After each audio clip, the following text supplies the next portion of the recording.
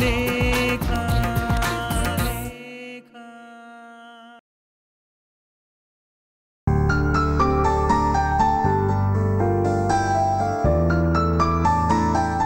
ಮಾವ. ಓಹ್ ಥ್ಯಾಂಕ್ಸ್ ಅಮ್ಮ. ಎಲ್ಲ ನೋಡಿದ್ರಾ? ಕರೆಕ್ಟ್ ಆಗಿದೆಯಾ? ತುಂಬ ಚೆನ್ನಾಗಿದೆಯಮ್ಮ. It's very nice. Excuse me sir. ಯಾರದು? ಬನ್ನಿಪ್ಪ. ಸರ್ ಇಲ್ಲಿ ಸತ್ಯದೇವ್ ಅಂದರೆ ನಾನೇ, ಹೇಳಿ. ಸರ್ ನಮ್ಮ ಕಂಪ್ನಿ ಕಡೆಯಿಂದ ಒಂದು ಬಿಲ್ ಬಂದಿದೆ ನಿಮಗೆ, ಅದನ್ನು ಕೊಟ್ಟು ಚೆಕ್ಕಿಸ್ಕೊಂಡು ಬರೋಕ್ಕೆ ಹೇಳಿದ್ದಾರೆ. ಇಲ್ಲ, ಯಾವುದದು? ತೊಗೊಳ್ಳಿ ಸರ್. ಕೊಡಿಲಿ ನೋಡ್ಕೂಸೇನು.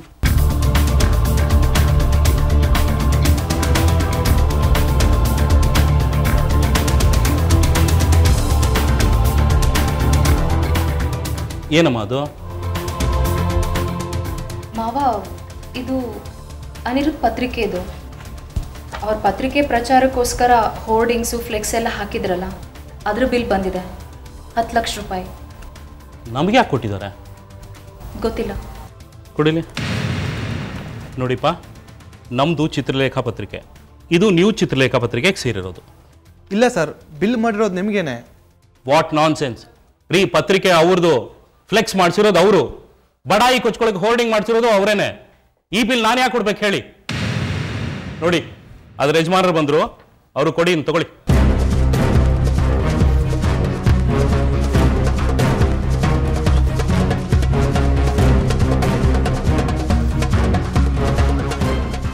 ರೀ, ಸತ್ಯದೇವ್ ಅಂತ ಹೆಸರಿದೆ, ನನಗೆ ಯಾಕೆ ಕೊಡ್ತಿದ್ರಿ? ಹೋಗಿ ಕೊಡಿ ಅವ್ರಿಗೆ. ಅವ್ರು ಕೊಡಲಿಲ್ಲ ಅಂದರೆ ಕಾನೂನು ಪ್ರಕಾರ ಏನು ಬೇಕೋ ಅದನ್ನು ಮಾಡಿ ಕೊಡಿ. ಅನಿರುದ್ಧ, ಬಾಯ್ಲಿ. ಕೊಡ್ರಿ ಇಲ್ಲಿ, ನಾನು ಮಾತಾಡ್ತೇನೆ, ಹೋಗ್ರಿ.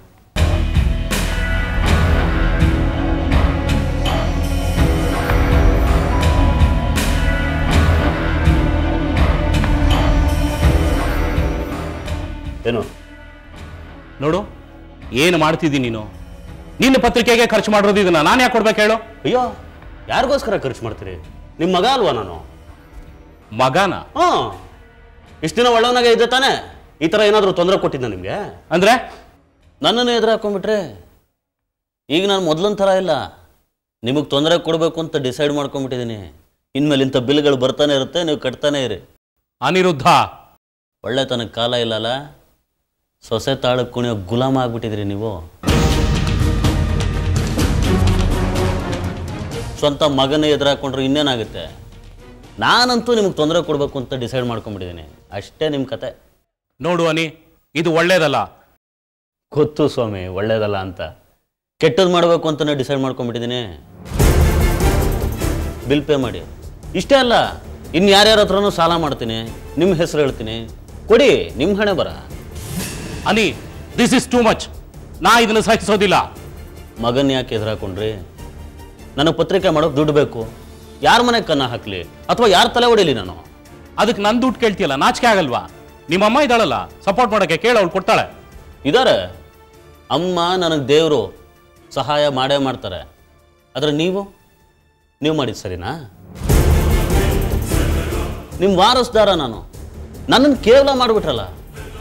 ಹೋಗಿ 4 ಜನನ ಕೇಳಿ, ಅನಿರುದ್ಧ ಏನು ಮಾಡಬಾರ್ದು, ತಪ್ಪೇನು ಮಾಡಿಲ್ಲ ಅಂತಾರೆ ಹೊರತು ನಿಮ್ಮ ನಡವಳಿಕೆನ ಯಾರೂ ಒಪ್ಪಲ್ಲ. ದೊಡ್ಡ ಪಾಪಿ ಕಣೋ ನೀನು. ಅದನ್ನು ನೀವೇನು ಹೇಳೋದು? ನಾನೇ ಹೇಳ್ತಿದ್ದೀನಲ್ಲ. ನೋಡಿ, ಮರ್ಯಾದೆಯಾಗಿ ಬಿಲ್ ಪೇ ಮಾಡಿ. ನಾನಂತೂ ಕಟ್ಟಲ್ಲ. ತೀರಾ ವಿಕೋಪಕ್ಕೆ ಹೋದರೆ ಕೋರ್ಟು ಕಚೇರಿ ಅಂತ ಆಗುತ್ತೆ, ನಿಮ್ಮ ಮರ್ಯಾದೆನೇ ಹೋಗೋದು. ಯೋಚನೆ ಮಾಡಿ.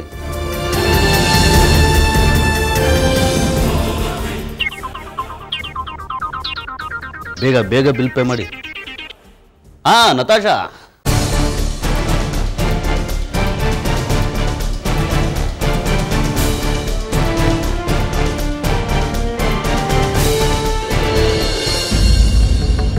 ಏನ್ರಿ ತಿಳ್ಕೊಂಡಿದ್ದೀರಾ ನೀವು? ನನ್ನ ಹೊಟ್ಟೆಲಿರೋ ಮಗುನ ನಿಮ್ದು ಅಂತ ಹೇಗ್ರಿ ಹೇಳಿದ್ರಿ ನೀವು? ಅದು ನಮ್ಮ ತಾಯಿ ಮುಂದೆ ಹಾಗೆಲ್ಲ ಹೇಳೋದಕ್ಕೆ ನಿಮ್ಗೆ ಎಷ್ಟು ಧೈರ್ಯ? ನನ್ನ ಲೈಫಲ್ಲಿ ಈ ರೀತಿ ಎಲ್ಲ ಮಾತಾಡೋದಕ್ಕೆ ನಿಮ್ಗೆ ಯಾರು ಲಿಬರ್ಟಿ ಕೊಟ್ಟಿದ್ದು? ಮದುವೆ ಬೇರೆ ಆಗ್ತಾರಂತೆ. ಏನು ನಿಮ್ಮ ಕೈಲಿ ತಾಳಿ ಕಟ್ಸ್ಕೊಳ್ಳೋದಕ್ಕೆ ಬಿಟ್ಟು ಬಿದ್ದಿದ್ದೀನಿ ನಾನಿಲ್ಲಿ. ನನ್ನ ಅಸಹಾಯಕ ಪರಿಸ್ಥಿತಿನ ಮಿಸ್ಯೂಸ್ ಮಾಡ್ಕೊಳ್ಳೋದಕ್ಕೆ ನೋಡ್ತಿದ್ದೀರಾ? ಹೌದು, ಮಿಸ್ಯೂಸ್ ಮಾಡ್ಕೋತಾ ಇದ್ದೀನಿ. ಮುತ್ತು ಪೋಣಿಸ್ದಾಗಿದೆ ನಿಮ್ಮ ಮಾತಿನ ವೈಖರಿ. ಅಲ್ಲ, ನಿಮ್ಮ ತಾಯಿಗೆ ನಿಜ ಗೊತ್ತಾಗ ನಿಮಗೆ ಪ್ರಶ್ನೆ ಕೇಳ್ತಾ ಇದ್ರಲ್ಲ, ಅವಾಗ ಎಲ್ರಿ ಹೋಗಿದ್ರಿ? ಆಗಷ್ಟೇ ಹಾಸ್ಪಿಟ್ಲಿಂದ ಬಂದಿದ್ರಿ, ಮನಸ್ಸಿನ ಹೋರಾಟದಿಂದ ತತ್ತರಿಸಿ ಹೋಗಿದ್ರಿ. ನಿಮ್ಮ ತಾಯಿಗೆ ನಿಜ ಗೊತ್ತಾಗಿದೆ ಅಂತ ನಿಮಗೆ ಶಾಕ್ ಆಗಿತ್ತು. ಏನ್ರಿ ಉತ್ತರ ಕೊಡ್ತಾ ಇದ್ರಿ? ನಾನೇನೋ ಒಂದು ಸಮಜಾಯಿಷಿ ಕೊಟ್ಕೊಳ್ತಾ ಇದ್ದೆ, ಮಧ್ಯ ನೀವು ಬಂದು ಬಾಯಿ ಹಾಕೋ ಅಗತ್ಯ ಏನಿತ್ತು? ಏನು ಅಂತ ಸಮಜಾಯಿಷಿ ಕೊಡ್ತಾ ಇದ್ರಿ? ತಪ್ಪು ನಮ್ಮಿಬ್ಬರಿಂದ ನಡೆದೋಗಿದೆ ಅಂತ ನಿಮ್ಮ ತಾಯಿ ಅನ್ಕೊಂಡಿದ್ದಾರೆ. ತಪ್ಪು ಪ್ರೇಮದಲ್ಲ, ಇದಕ್ಕೆಲ್ಲ ಕಾರಣ ಅನಿರುದ್ಧ ಅಂತ ಹೇಳೋ ಧೈರ್ಯ ಆಯ್ತಾ ನಿಮಗೆ? ನಾನು ಹೇಗೋ ಧೈರ್ಯ ಮಾಡಿ ಹೇಳ್ತಾ ಇದ್ದೆ, ಮಾಡಿ ತಪ್ಪಿಗೆ ಪ್ರಾಯಶ್ಚಿತ ಆಗ್ಬೇಕಲ್ಲ. ಧೈರ್ಯ ಮಾಡಿ ಹೇಳ್ತಾ ಇದ್ರಾ? ಇಷ್ಟು ಧೈರ್ಯ ಇರೋರು ಆಗ್ಲೇ ಹೇಳ್ಬೇಕಾಗಿತ್ತು. ಯಾಕ್ರಿ ಸುಮ್ಮನಿದ್ರಿ? ನಿಮಗೆ ಭಯ ಆಗಿತ್ತು ನಿಮ್ಮ ತಾಯಿ ಹೇಗೆ ರಿಯಾಕ್ಟ್ ಮಾಡ್ತಾರೆ ಅಂತ. ಅಲ್ರಿ, ಅವ್ರ ಪ್ರಕಾರ ನಾವು ಶಾಸ್ತ್ರೋಕ್ತವಾಗಿ ಎಂಗೇಜ್ಮೆಂಟ್ ಮಾಡ್ಕೊಂಡಿರೋರು. ಆ ಹಂತದಲ್ಲಿ ಅನಾಹುತ ಮಾಡ್ಕೊಂಡಿದ್ದೀವಿ ಅನ್ನೋ ವಿಷಯನ ಡೈಜೆಸ್ಟ್ ಮಾಡ್ಕೊಳ್ಳೋದಕ್ಕೆ ಎಷ್ಟು ತಳಮಳಿಸ್ತಾ ಇದ್ರು. ನನ್ನನ್ನು ಅಷ್ಟೊಂದು ಆಧರಿಸ್ತಿದ್ರಲ್ಲ, ನನ್ನ ಮುಖ ನೋಡ್ಕೊಳ್ಳೋದಕ್ಕೆ ಎಷ್ಟು ಮುಜುಗರ ಪಟ್ಕೋತಾ ಇದ್ರು. ನೀವು ಅವ್ರ ಮಗಳಾಗಿ ಜೀವನದಲ್ಲಿ ಮೋಸ ಹೋಗಿದ್ದೀರಾ ಅಂತ ಗೊತ್ತಾದರೆ ಆ ತಾಯಿ ಹೃದಯಕ್ಕೆ ತಡ್ಕೊಳ್ಳೋ ಅಂಥ ಚೈತನ್ಯ ಇರುತ್ತಾ? ಅಮ್ಮನಿಗೆ ಮೊದಲು ಶಾಕ್ ಆಗ್ತಾ ಇತ್ತು, ಆಮೇಲೆ ಅಕ್ಸೆಪ್ಟ್ ಮಾಡ್ಕೊಳ್ತಾ ಇದ್ರು, ಹೇಗೋ ಅರ್ಗಿಸ್ಕೊಳ್ತಾ ಇದ್ರು. ಹೌದ್ರಿ, ತಾಯಿ ಹೃದಯನೇ ಹಾಗೆ. ಮಗಳು ಏನೇ ತಪ್ಪು ಮಾಡಿದ್ರೂ ಕಾಣಿಸೋದಿಲ್ಲ, ಬಹಳ ಬೇಗ ಕ್ಷಮಿಸ್ಬಿಡ್ತಾರೆ. ಆದರೆ ಮಗಳು ಭಾಳ ಹಾಳಾಗೋದಕ್ಕೆ ಯಾವ ತಾಯಿ ತಾನೇ ಬಿಡ್ತಾರೆ ಹೇಳಿ? ಮನೆ ಮರ್ಯಾದೆ ಉಳಿಸ್ಕೊಳ್ಳೋದಕ್ಕೆ ನಮ್ಮಿಬ್ಬರು ಮದುವೆನ ಬೇಗ ಮಾಡಿಬಿಡ್ಬೇಕು ಅಂತ ಎಷ್ಟು ಒದ್ದಾಡ್ತಾ ಇದ್ರು. ಅದೇ ಪರಿಹಾರ ನಿಮಗೆ ಅನಿರುದ್ಧ ಕಡೆಯಿಂದ ಸಿಗುತ್ತಾ? ಅದ್ರ ಬಗ್ಗೆ ಏನು ಹೇಳ್ತೀರಾ ನಿಮ್ಮ ತಾಯಿಗೆ? ಅವತ್ತು ಸೀಮಂತ ದಿನ ನಿಮಗೆ ಅವಮಾನ ಆಗಿದ್ರ ಬಗ್ಗೆ ಹೇಳ್ತೀರಾ, ಅಥವಾ ಅನಿರುದ್ಧ ನಿಮ್ಮ ವಿಷಯದಲ್ಲಿ ಕೈ ತೊಳ್ಕೊಂಡಿದ್ದಾನೆ ಅಂತ ಹೇಳ್ತೀರಾ? ನಾನು ನಿಮ್ಮ ಪರವಾಗಿ ಸಂಧಾನಕ್ಕೆ ಅಂತ ಹೋಗಿದ್ನಲ್ಲ, ಅನಿರುದ್ಧ ನಿಮ್ಮ ಬಗ್ಗೆ ಚೀಪಾಗಿ ಮಾತಾಡಿದ್ನಲ್ಲ, ಅದ್ರ ಬಗ್ಗೆ ಹೇಳ್ತೀರಾ? ಮಗಳು ಈ ಗತಿಗೆ ಇಳಿದಾಳೆ ಅಂತ ನಿಮ್ಮ ತಾಯಿಗೆ ಗೊತ್ತಾದರೆ ಅವ್ರ ಮನಸ್ಥಿತಿ ಏನಿರುತ್ತೆ ಅಂತ ಯೋಚನೆ ಮಾಡಿದ್ದೀರಾ? ಹಾಗಂತ ನನ್ನ ಪಾಪದ ಹೊರೆನ ನಿಮ್ಮ ಮೇಲೆ ಹಾಕಿ ನನ್ನ ಗಿಲ್ಟ್ನ ಜಾಸ್ತಿ ಮಾಡ್ಕೋಬೇಕಾ? ನಾನು ನಿಮ್ಮನ್ನು ಮದುವೆ ಆಗಲ್ಲ ಅಂತ ಅವತ್ತೇ ಹೇಳಿದ್ದೆ. ಆದರೂ ಅಮ್ಮನ ಎದುರಿಗೆ ನನ್ನ ತಬ್ಬಿಬ್ ಮಾಡಿ ನೀವೇ ನನ್ನ ಮದುವೆ ಆಗ್ತೀನಿ ಅಂತ ಹೇಗ್ರಿ ಹೇಳಿದ್ರಿ? ನಿಮ್ಮನ್ನು ರಿಜೆಕ್ಟ್ ಮಾಡಿದ್ಮೇಲೂ ಈ ಮಗು ನಮ್ಮದೇ ಅಂತ ಹೇಳ್ಕೊಳಕ್ಕೆ ಬಂದಿದ್ದೀರಲ್ಲ, ನಿಮ್ಮ ಔದಾರ್ಯ ನಾನು ಉಸಿರು ಕಟ್ಟಿಸ್ತಿದೆ. ಏನ್ರಿ ರಿಜೆಕ್ಟ್ ಮಾಡೋದು ನೀವು? ಸ್ವಯಂವರದಲ್ಲಿ ರಾಜ್ಕುಮಾರಿ ಮಾಲೆ ಇಟ್ಕೊಂಡ್ಬಂದು ರಿಜೆಕ್ಟ್ ಮಾಡೋ ಲೆವೆಲಲ್ಲಿ ಮಾತಾಡ್ತಾ ಇದ್ದೀರಲ್ಲ, ಅಷ್ಟಕ್ಕೂ ನನಗೆ ರಿಜೆಕ್ಟ್ ಮಾಡೋ ಅಂತ ಕಾರಣ ಏನ್ರಿ ಇದೆ? ನಿಮ್ಮ ಔದಾರ್ಯ ಕರುಣೆ ನನಗೆ ಬೇಕಾಗಿಲ್ಲ ಅಂತ ಹೇಳಿದ್ನಲ್ಲ ಪ್ರೇಮ್.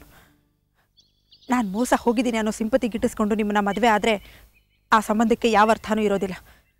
ಅದಕ್ಕಿಂತ ಸ್ವತಂತ್ರವಾಗಿ ಬದುಕೋದು ಎಷ್ಟೋ ಮೇಲು. ಹೇಡಿ ಥರ ಊರು ಬಿಟ್ಟು ಬಾಂಬೆಗೆ ಹೋಗೋದು ಸ್ವತಂತ್ರವಾದ ಬದುಕ? ಪಲಾಯನ ಮಾರ್ಗ ಅದು. ಮಾಡಿರೋ ತಪ್ಪನ್ನ ಧೈರ್ಯವಾಗಿ ಎದುರ್ಸಕ್ಕಾಗದೆ ತಲೆ ಮರೆಸ್ಕೊಂಡು ಓಡ್ ಹೋಗ್ತಾ ಇದ್ದೀರಾ. Shut up, mind your tongue Prem. ಇದು ನನ್ನ ಜೀವನ, ನನಗಿಷ್ಟ ಬಂದ ಹಾಗೆ ಬದುಕ್ತೀನಿ, ನನಗೆ ಬೇಕಾದ ನಿರ್ಧಾರ ತಗೊಳ್ತೀನಿ. ಅದನ್ನು ಕೇಳೋದಕ್ಕೆ ನೀವ್ಯಾರು? ನಾನು ಯಾರ? ನಾನೊಬ್ಬ ಹುಚ್ಚ ಕಣ್ರಿ. ನಿಮ್ಮ ವಿಷಯದಲ್ಲಿ ತಲೆ ಹಾಕ್ತೀನಲ್ಲ, ನನಗೆ ಬುದ್ಧಿ ಇಲ್ಲ. ನೀವು ಭಾರಿ ಬುದ್ಧಿವಂತರು, ಅದಕ್ಕೆ ಸುಲಭವಾಗಿ ಹೇಳಿಬಿಟ್ರಿ ನಿಮ್ಮ ವಿಷಯದಲ್ಲಿ ತಲೆ ಹಾಕಬೇಡಿ ಅಂತ. ಅಷ್ಟಕ್ಕೂ ನಾನು ಯಾಕ್ರಿ ಇಷ್ಟು ದಿನ ನಿಮ್ಮ ಮನೇಲಿದ್ದೆ? ನೀವು ಮಾಡ್ತಾ ಇದ್ದಿದ್ದ ಅವಮಾನನೆಲ್ಲ ಸಹಿಸ್ಕೊಂಡು ನಿಮ್ಮ ಮನೇಲಿರೋಂಥ ಹಣೆ ಬರ ನನಗೇನ್ರಿ ಇತ್ತು? ನೀವು ಅನಿರುದ್ಧನ ಮದುವೆ ಆಗಿದ್ದೀರಾ ಅಂತ ಗೊತ್ತಾದ ದಿನಾನೇ ನಾನು ಆ ಮನೆಯಿಂದ ಹೊರಟ್ಬಿಡ್ಬೋದಾಗಿತ್ತಲ್ವಾ? ಪ್ರೆಗ್ನೆಂಟ್ ಆಗಿದ್ದೀರಾ ಅಂತ ಗೊತ್ತಾದ ಮೇಲೆ ನಮ್ಮ ಎಂಗೇಜ್ಮೆಂಟು ಒಂದು ನಾಟಕ ಅಂತ ನಿಮ್ಮ ತಂದೆ ತಾಯಿ ಮುಂದೆ ನಿಜ ಒಪ್ಕೊಂಡ್ಬಿಡ್ಬೋದಾಗಿತ್ತಲ್ವಾ? ನಿಮ್ಮ ಮನೆ ಮರ್ಯಾದೆ, ನಿಮ್ಮ ತಂದೆ ತಾಯಿ ಮನಸ್ಥಿತಿ, ನಿಮ್ಮ ಭವಿಷ್ಯದ ಬಗ್ಗೆ ಹೆಜ್ಜೆ ಹೆಜ್ಜೆಗೂ ನಾನು ಯಾಕ್ರಿ ಒದ್ದಾಡ್ಕೊಂಡಿದ್ದೆ ಹೇಳಿ? ನಿಮ್ಮ ಬಗ್ಗೆ, ನಿಮ್ಮ ಮನೆಯವ್ರ ಬಗ್ಗೆ ನನಗೊಂದು ಎಮೋಷ್ನಲ್ ಅಟ್ಯಾಚ್ಮೆಂಟ್ ಇದೆ ಅನ್ನೋ ಸಿಂಪಲ್ ವಿಷಯ ನಿಮ್ಮ ಕಣ್ಣು ಕಾಣಿಸ್ತಾ ಇಲ್ವಲ್ಲ? ಕಲರ್ಫುಲ್ಲಾಗಿ ಮಾತಾಡಿ ಮರಳು ಮಾಡಿ ಮೋಸ ಮಾಡೋರನ್ನ ಎತ್ತರ ಸ್ಥಾನದಲ್ಲಿ ಇಟ್ಟಿದ್ದೀರಾ. ಪ್ರಾಮಾಣಿಕವಾಗಿ ಮಾತಾಡೋರಿಗೆ ನಿಮ್ಮ ಕಡೆಯಿಂದ ಏನೂ ಬೆಲೆ ಇಲ್ಲ ಅಲ್ವಾ? ಕೊನೆಗೂ ನೀವು ನನ್ನ ಪ್ರೀತಿನ ಅರ್ಥನೇ ಮಾಡ್ಕೊಳ್ಳಲಿಲ್ಲ. ನಿಮ್ಗೊಂದು ಒಳ್ಳೆ ಜೀವನ ಕೊಡಬೇಕು ಅಂತಿರೋ ನನ್ನ ಆಸೆ ಕನಸುಗಳನ್ನ ಕರುಣೆ, ಅನಿವಾರ್ಯತೆ, ಔದಾರ್ಯ ಅಂತ ತಪ್ಪಾಗಿ ತಿಳ್ಕೊಂಡು ದೂರ ತಳ್ತಾ ಇದ್ದೀರಾ. ಬೇಡ ಬಿಡಿ, ನಿಮಗೆ ಬೇಡ ಅಂದರೆ ನನಗೂ ಬೇಡ. ಬಲವಂತದ ಸಂಬಂಧ ಹೇರ್ಕೊಳ್ಳೋಕ್ಕೆ ನನಗೂ ಇಷ್ಟ ಇಲ್ಲ. ಭಾವನೆಗಳೇ ಇಲ್ದಿರೋರ ಜೊತೆ ಬದುಕೋದು ನರಕ ಅನಿಸುತ್ತೆ. ಹೋಗಿ ಇಂಡಿಪೆಂಡೆಂಟಾಗಿ ಬದುಕೋ ಹೋಗಿ. ಬಾಂಬೆಗಾದರೂ ಹೋಗಿ, ಡೆಲ್ಲಿಗಾದರೂ ಹೋಗಿ. ನಿಮ್ಮ ತಂದೆ ತಾಯಿಗೆ ನಿಜ ಹೇಳಿ ನೀವೇ ಮಗುನ ಬೆಳೆಸ್ಕೊಳ್ಳಿ. ನಿಮ್ಮ ಮನೆ ಮರ್ಯಾದೆ ಹಾಳಾಗುತ್ತೆ, ನಿಮ್ಮ ತಂದೆ ತಾಯಿ ಕೊರಗ್ತಾರೆ ಅಂತ ನಾನು ಯಾಕೆ ಒದ್ದಾಡಲಿ? ನನಗೆ ಯಾವ ಎಮೋಷನ್ಸು ಬೇಡ, ಯಾವ ಸಂಬಂಧನೂ ಬೇಡ. ಎಲ್ಲ ಮರ್ತು ಬಿಡ್ತೀನಿ.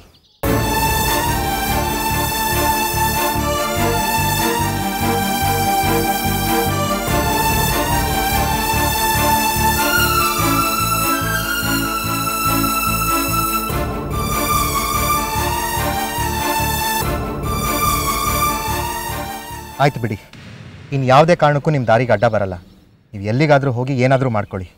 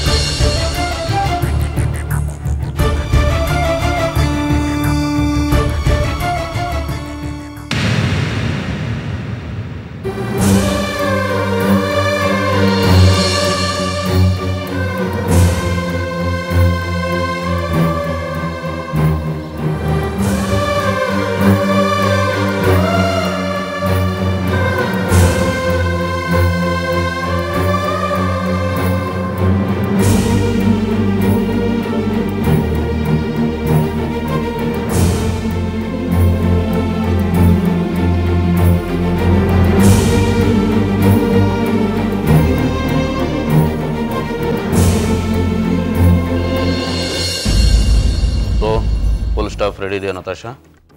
ಸರ್ ಆಲ್ಮೋಸ್ಟ್ ಎಲ್ಲ ರೆಡಿ ಇದ್ದಾರೆ. ಇನ್ನು ಕೆಲವೇ ಪೊಸಿಷನ್ಸ್ ಬಾಕಿ ಇತ್ತು. ನಾನು ಆಗಲೇ ಪತ್ರಿಕೆಯಲ್ಲಿ ಆ್ಯಡ್ ಎಲ್ಲ ಕೊಟ್ಟಿದ್ದೀನಿ. ಪ್ರೂಫ್ ರೀಡರ್ಸ್ ಬೇಕು ಅಂತ ಹೇಳಿದ್ದೀನಿ. ಜಾಸ್ತಿ ಟೈಮ್ ಇಲ್ಲ, ಬೇಗ ಅಪಾಯಿಂಟ್ ಮಾಡ್ಕೊ. Sure sir. ಆ್ಯಕ್ಚುಲಿ ತುಂಬ ಡಿಮ್ಯಾಂಡ್ ಇದೆ ಎಂಪ್ಲಾಯೀಸ್ಗೆ, ಯಾರೂ ಸಿಗ್ತಾನೇ ಇಲ್ಲ. ಎಂಪ್ಲಾಯ್ ಸಿಗ್ತಿಲ್ಲ ಅಂತ ನೀನು ಕಂಗಾಲಾಗಬೇಡ. ಸದ್ಯದಲ್ಲೇ ಒಂದು ಪತ್ರಿಕೆ ಬಾಗಿಲು ಹಾಕೊಂಡು ಹೋಗ್ತಿದೆ. ಆಗ ಆ ಎಂಪ್ಲಾಯೀಸ್ ಏನು ಮಾಡ್ತಾರೆ? ನಾವು ಕರೀದೇ ಇದ್ರು ಬಂದು ಜಾಯ್ನ್ ಆಗ್ತಾರೆ. ಯಾವ ಪೇಪರ್ ಬಾಗಿಲು ಹಾಕೊಂಡು ಹೋಗ್ತಾ ಇದೆ ಸರ್? ಆಗ್ತಿದೆ ಒಂದು ಹಳೆ ಪತ್ರಿಕೆ. ನಮ್ಮ ಪತ್ರಿಕೆ ಬಂದಮೇಲೆ ಅದು ಉಸಿರಾಡೋಕ್ಕಾಗತ್ತೆ, ನೆಗೆದು ಬಿದ್ದು ಹೋಗುತ್ತೆ. ಒಳ್ಳೆ ಸ್ಯಾಲ್ರಿ ಕೊಡೋಣ ಬಿಡು ನಾವು.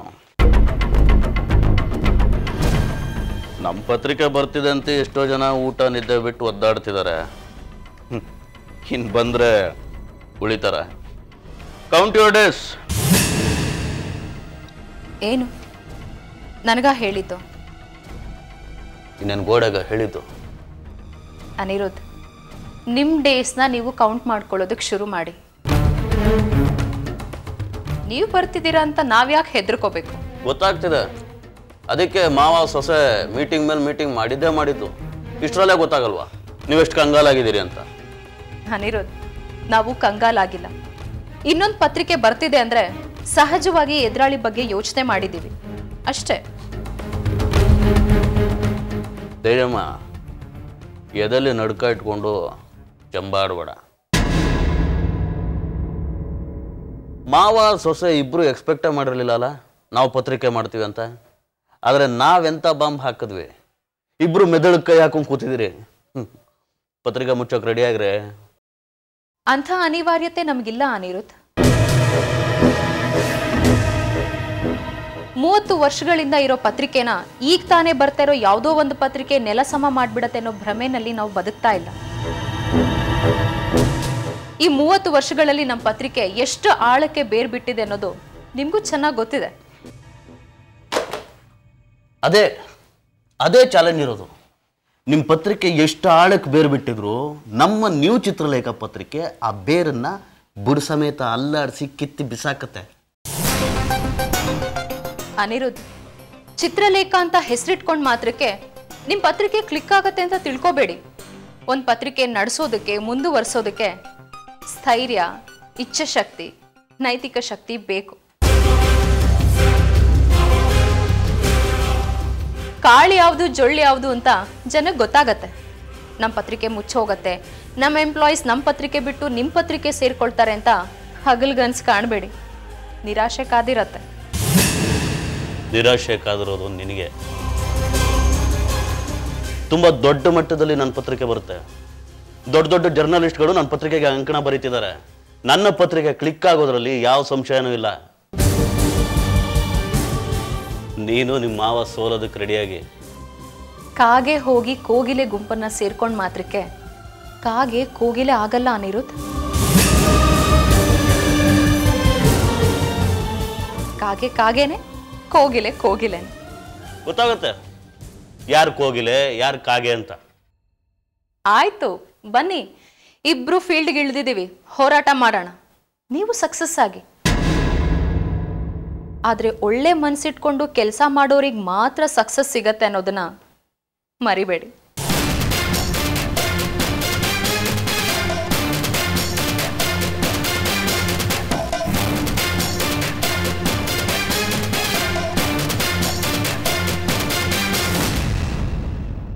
ಏನು ಸರ್ ಹೀಗೆ ಮಾತಾಡ್ತಾ ಇದ್ದಾರೆ? ದಿಮಾಕು ನತಾಶಾ. ನಾವು ಪತ್ರಿಕೆ ಮಾಡ್ತಿದ್ದೀವಿ ಅನ್ನೋ ಹೆದರಿಕೆ ಒಳಗಿದ್ರೂ ಇಂಥ ಜಂಬಕ್ಕೇನು ಕಮ್ಮಿ ಇಲ್ಲ. ಇಂಥವ್ರಿಗೆ ಚಳಿ ಜ್ವರ ಬರಬೇಕು, ಆ ಥರ ಪತ್ರಿಕೆ ಮಾಡ್ಬೇಕು ನಾವು. Sure sir. ಗುಡ್.